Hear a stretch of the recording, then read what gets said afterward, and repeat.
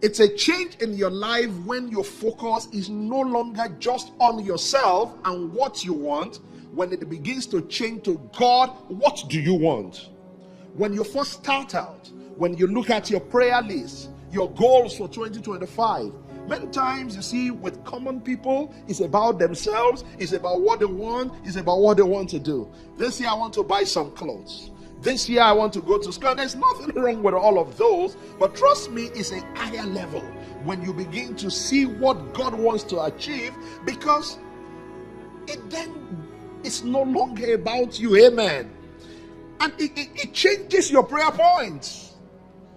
It's no longer, God, those shoes, I want to buy those shoes. There's nothing wrong with buying the shoes, but sometimes it is, Lord, I want to buy those shoes for somebody. They are still the shoes, but you're like, God, their needs are more important. And that's why many times intercession is a superior prayer level. When you put your needs aside, you put what you want to do aside, and you begin to say, Lord, what about them? I was privileged to get this perspective on time.